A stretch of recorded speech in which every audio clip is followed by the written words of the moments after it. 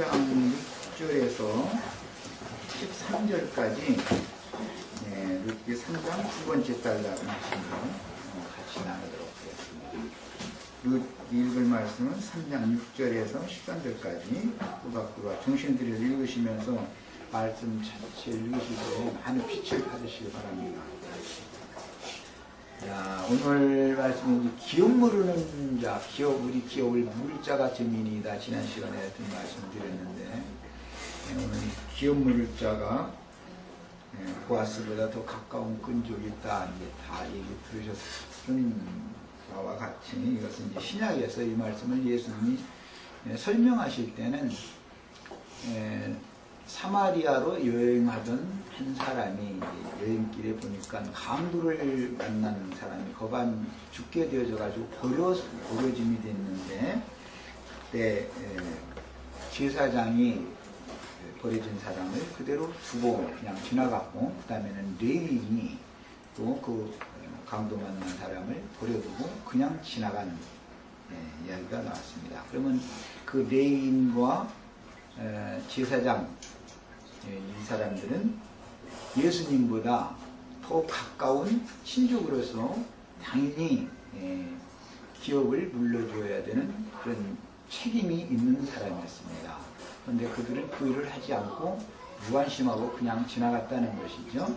그런데 이제 예수님이 그 강도 만나서 그밤 죽게 된 자에게 다가가서 기름과 포도주를 붓고 싸매주고, 그다음에 자기 짐승에 태워서 주막에 데려다주고, 그 주막 주인에게 부탁을 하기를 내가 다시 와서 만약에 부비가 더 들었을 경우에는 내가 다시 와서 다 갚아줄 테니까 이 사람 좀 잘 돌봐주라고 이렇게 부탁을 하고 떠난 이야기가 나옵니다. 이제 부탁하러 떠났다라는 것은 예수님이 십자가에 죽으러 가는 것을 말하는 것이죠. 예수님이 이 땅에 오셔서 3년 반 동안 사역을 하셨는데, 그 3년 반 동안 사역을 하시는 기간 동안이 사실은 세리와 창기와 모든 죄인들 다 강도 만난 자들이었죠.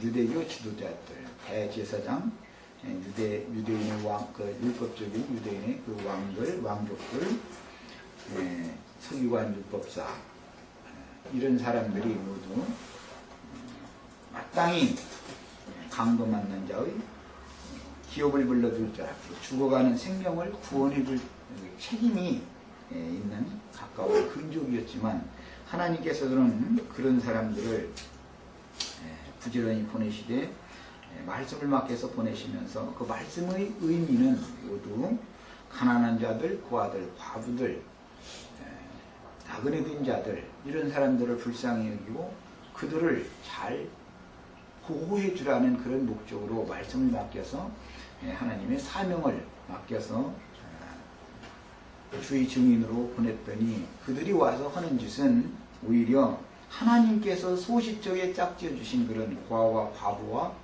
나그네 된 자들과 가난한 자들과 이런 사람들을 돌봐주려는 마음은 없고, 가난한 여자로 상징이 되어지는 헌금이라도 잘 내고 그래도 당대에 이제 기득권이 있는 사람들, 이런 사람들을 자기 아내로 임의로 취하고, 하나님께서 소시적에 부탁하고 맡긴 그 짝 지어준 그 불쌍한 사람들을 다 멋대로 이혼하고 버렸다는 것이죠. 이런 것이 이제 성경에 나오는, 구약 성경에 나오는 모든 이제 그림들을 제가 이제 간략하게 설명을 한 겁니다. 예수님이 이 땅에 오셔서 3년 반 동안 사역을 하신 목적은 그들에게 맡겼던 그 양무리를 보실 때 너무 불쌍하고 측은하셨기 때문에, 목자 없는 양과 같이 유리하는 것을 볼 때 너무 불쌍하고 측은하게 오셨다, 그렇게 이제 나오죠. 그래서 그들에게서 그 직무를 빼앗아 가지고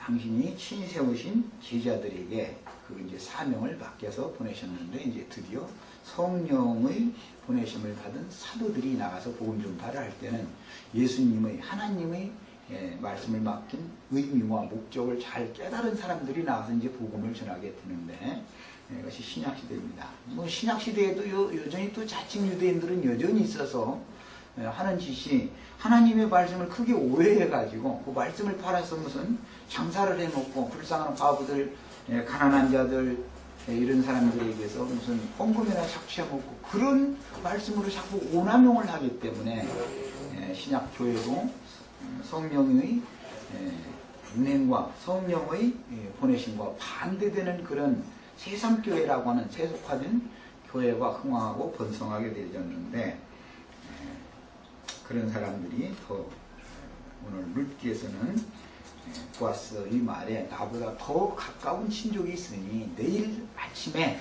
그가 그의 책임을 네게 행하겠다고 하면 좋겠다. 그러나 그가 행하지 않는다고 해도 결국은 너는 걱정하지 말아라. 그가 만약에 행하지 않으면 내가 그 책임을 할 것이다.